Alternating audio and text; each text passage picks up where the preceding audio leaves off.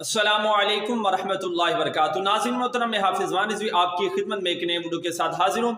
नाज़रीन मोहतरम, इस वीडियो के अंदर आपके साथ बहुत ही अहम तरीन बातों को शेयर करना है, तो वीडियो को आपने आखिर तक जरूर देखना है। नाज़रीन मोहतरम, सबसे पहली बात के लोग तहरीक लब्बैक पर इतराज़ कर रहे हैं, अल्लामा साद हुसैन रिज़वी साहब इतराज़ कर रहे हैं, और कमेंट के अंदर भी ये बात हमें देखने को मिली है कि जनाब अल्लामा साद हुसैन रिज़वी साहब मरकज़ की तरफ से अभी तक इसराइल के खिलाफ जो है वो कोई बयान क्यों नहीं जारी हुआ, हालांकि उन्होंने जनाब गुस्ताखी की, सारा कुछ किया।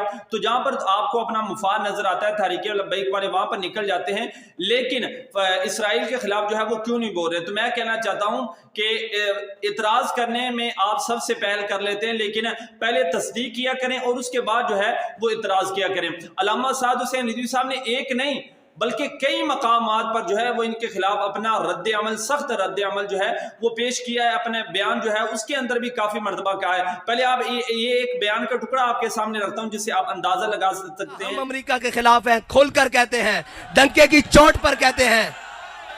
हम हर उस जालिम के खिलाफ हैं, हम अमेरिका के खिलाफ हैं, हम मुसलमानों के हर उस कातिल के खिलाफ हैं जिसने मजलूम मुसलमानों का खून नहता बहाया है। हम उसके खिलाफ हैं जिसने डॉक्टर आफिया सिद्दीकी को 86 साल कैद सुनाई है। और दूसरा नाज़रीन मोहतरम, अहम तरीन अपडेट के हमारी पाकिस्तान की बेटी डॉक्टर आफिया सिद्दीकिया कई अरसा गुजर गया है जनाब, वो वहां पर गिरफ्तार है, जुल्म सितम जो है कुफार उन पर कर रहे हैं, लेकिन हमारी जो गवर्नमेंट है वो बिल्कुल खामोश बैठी है। और तहरीक लब्बैक पाकिस्तान जो है वो अपना हक अदा करती है और अपनी बेटी, अपनी बहन के हक में जो है वो आवाज बुलंद करती है और उनके खिलाफ जो है वो आवाज उठाती है। तो आज भी जनाब उन्होंने ट्विटर पर इस हवाले से एक ट्रेंड भी चलाया, आप स्क्रीन पर भी देख रहे हैं। तो तमाम दोस्त ट्रेंड के अंदर भी जरूर डालें, भी आपको डिस्क्रिप्शन में उसका लिंक भी मिल जाएगा।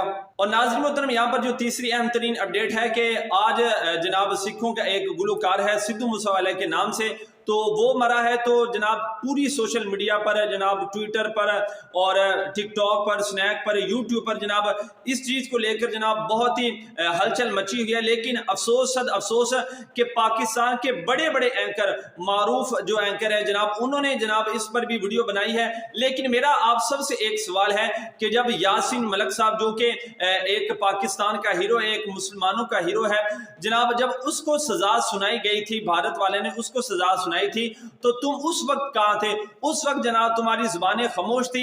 और अब जनाब वो एक सिख मरा है तो जनाब तुम उसके पीछे पड़ गए हो कि जनाब ये इस तरह हो गया, गलत कर दिया, ये हो गया, वो हो गया। लेकिन अफसोस की बात यह है कि हक के अंदर आवाज उठाने के अंदर आपको क्या दिक्कत महसूस होती है? आपको चाहिए कि आप एंकर हैं, आप एक सहाफी हैं, और जो सहाफी होता है वो किसी एक का नहीं होता बल्कि वो सबका होता है, वो हक की आवाज को बुलंद करता है। और जब जनाब तुमको देखा जाए तो जहां पर जनाब कुछ मिलना होता है वहां पर आप चले जाते हैं और हक की आवाज को आप दबा देते हैं।